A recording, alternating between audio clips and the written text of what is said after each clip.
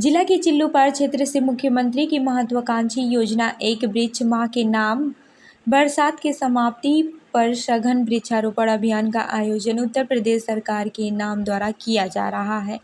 इसी क्रम में विधानमंडल दल के प्रमुख सचेतक राजेश त्रिपाठी विधायक चिल्लूपार के द्वारा अपनी विधानसभा क्षेत्र चिल्लूपार में बुधवार को 2 जगहों पर वृक्षारोपण का सघन कार्यक्रम चलाया गया।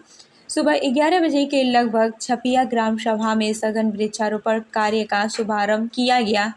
इस अवसर पर ग्राम सभा प्रतिनिधि, ग्राम पंचायत प्रतिनिधि, ग्राम के सम्मानित नागरिकों के साथ ग्राम प्रधान एवं क्षेत्र के गणमान्य नागरिकों की गरिमामयी उपस्थिति रही। वृक्षारोपण वातावरण को हरा भरा करने के साथ साथ पर्यावरण को संतुलित करने का भी कार्य करते हैं। राजेश त्रिपाठी के द्वारा इस अवसर पर बहुत सारी बातें कही गई।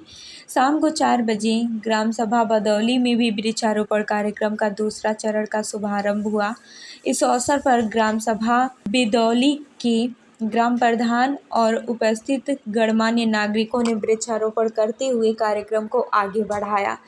अभी यह कार्यक्रम लगातार जारी रहेगा और सरकार की यह महत्वपूर्ण योजना है कि जैसे बरसात बीतती है, सरकार हर साल वृक्षारोपण का कार्य करती है, लेकिन वृक्षारोपण का कार्य करने के पश्चात इसकी देखरेख किया जाना भी बहुत ज़रूरी है। हर साल जितने वृक्षारोपण होते हैं, अगर उतने भी जिंदा रह जाएं या फिर उसका आधा भी जिंदा रह जाए तो हमारे पर्यावरण का संतुलन अभी तक बन जाना चाहिए, लेकिन ऐसा नहीं हो रहा है। सरकार को इस पर गंभीरता से विचार करना चाहिए कि वृक्षारोपण होने के पश्चात उसकी देखरेख का भी व्यवस्था किया जाए। वरिष्ठ संवाददाता अनुपमा दुबे, चिल्लूपार, गोरखपुर से रिपोर्ट। एक बहुत ही ऐतिहासिक कार्यक्रम कि आप सब सहभागी होने जा रहे हैं, उस निमित्त उपस्थित आप सभी लोगों का मैं पहले हार्दिक वंदन करता, अभिनंदन करता हूं और सादर प्रणाम करता हूं। मैं अपने इस कार्यक्रम के आयोजक आदरणीय रामकिशोर प्रजापति जी का भी बहुत आभार व्यक्त करता हूं कि बहुत कम समय में बहुत सुंदर जगह पर, बिल्कुल जिसे कहते हैं कि पर्यावरण का दृश्य है, यहाँ बिल्कुल प्राकृतिक, वहाँ पर इस कार्यक्रम को आयोजित किया। इन्होंने बहुत बहुत धन्यवाद। साथियों, इस ऐतिहासिक क्षण ऐतिहासिक है। अभी इस पर विस्तार से आपके अगुआ चिल्लूपार के यशस्वी विधायक, हम सबके नेता प्रकाश डालेंगे। आप जैसा इस पोस्टर पर देख रहे हैं, सरयू अमृत महोत्सव 224 जो हर साल की भांति इस बार भी मुक्ति पथ पर होगा, उसी के तत्वाधान में इस बार एक नया अभियान चिल्लूपार में आपके नेता द्वारा शुरू किया गया, जिसको सम्राट अशोक मौर्य स्मृति नाम दिया गया है। यह अभियान 2 अक्टूबर से पूरे चिल्लूपार में चल रहा है। उसकी कड़ी में हम लोग आज सुबह के बेला में टाड़ा न्याय पंचायत के छपिया में और आज सायंकाल के समय आपके इस बैदौली के ग्राम में उपस्थित हैं। मैं पुनः आप सभी ने जो अमूल्य समय दिया है उसके लिए अभिनंदन करता हूं। इस कार्यक्रम के जो अगुआ हैं, नेता हैं, प्रणेता हैं, जिन्होंने ऐतिहासिक क्षण, अभी मैं ऐतिहासिक कहूँगा तो शायद आप सोचेंगे वृक्षारोपण तो एक आम बोलचाल में या नित्य प्रति सुनने वाली एक घटना है, तो इसमें ऐतिहासिक क्या है, लेकिन ऐतिहासिक है, उसको भी विधायक जी अपने संबोधन में रखेंगे।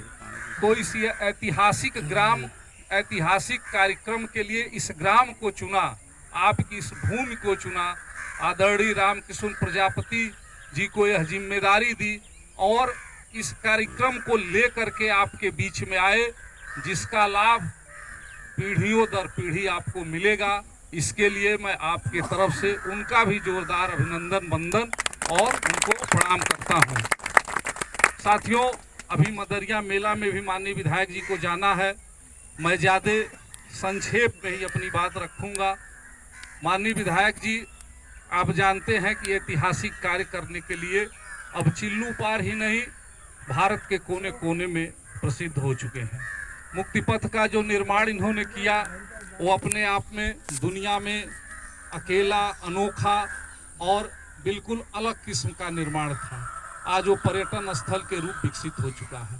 जब उस अभियान की भी इन्होंने शुरुआत की होगी तो आप लोगों ने सुना होगा कि उसकी बड़ी हंसी मजाक उड़ाया गया, लोगों ने बहुत ही उसको गंभीरता से नहीं लिया।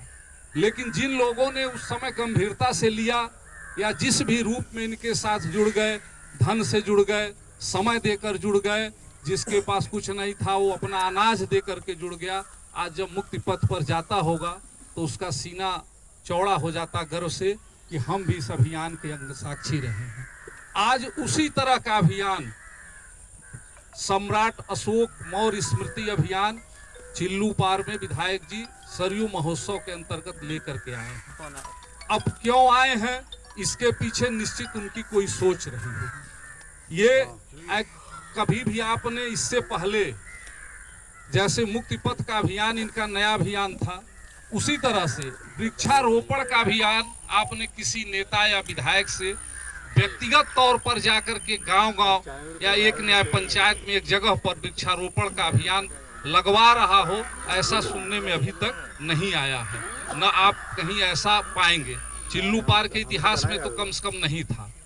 तो इतना गंभीर अभियान लेकर के और एक गंभीर व्यक्ति जिन्होंने जो ठाना वो कर दिखाया, अगर आपके बीच आए हैं तो निश्चित ये वृक्षारोपण अभियान भी आपके लिए, आपके बच्चों के लिए, आपकी आने वाली पीढ़ी के लिए बहुत ही लाभकारी और परोपकारी होगा। यह वृक्षारोपण अभियान में आप सबको बुलाया गया है, बातें सुनने के लिए नहीं कि विधायक जी आएंगे उसके लाभ को तो बताएंगे, आपको शामिल किया जा रहा है। इसका नाम है सम्राट अशोक स्मृति में माँ के नाम एक पेड़। यानी विधायक जी आए हैं और आप सभी लोगों को एकत्रित किया गया है कि इस वृक्षारोपण में स्वयं आप सहभागी बने, अपने माँ के नाम एक पेड़ यहाँ पर सभी लोग मिल करके लगाएंगे। साथियों, अभियान 2 अक्टूबर से चल रहा है। प्रत्येक न्याय पंचायत चिल्लू पार में जो 29 न्याय पंचायत है, उस प्रत्येक न्याय पंचायत की एक ग्राम सभा में ये अभियान निश्चित किया गया है। उसी कड़ी में फरसाड़ न्याय पंचायत के आपके स्फूर्त बैदौली में इस कार्यक्रम को रखा गया। इसके पहले टाड़ा के छपिया में और तमाम उरुआ क्षेत्र में भी, खुर्द सिमरा खुर्द में 2-3 दिन पहले था। ये अभियान चल रहा है, 28 अक्टूबर तक चलेगा। चूंकि साथियों मैंने संक्षिप्त परिचय दिया, विधायक जी के नेतृत्व में पूरी एक टीम इस अभियान को अंजाम दे रही है। इसमें वृक्षारोपण के साथ साथ इसकी सुरक्षा 2 तरह से होगी। भौतिक रूप से विधायक जी ट्री गार्ड लगवाएंगे, उसके बाद जो हम लोगों की टीम है और जो लोग यहाँ अपनी माँ के नाम से पेड़ लगा रहे हैं, उनकी भी भावनात्मक रूप से यहाँ पर जुड़ाव होगा और उस हर पेड़ की देख रेख करने के लिए उनके अंदर भी एक संवेदना सदैव जगी रहेगी कि हमने अमुक स्थान पर एक पेड़ माँ के नाम से लगाया है।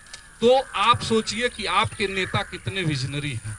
मैं बधाई देता हूँ चिल्ली पार के लोगों को, मैं बधाई देता हूँ यहाँ के सर्व समाज के लोगों को कि आपने ऐसा विजनरी विधायक अपना चुना जो 10-20 साल आगे की सोचते हैं।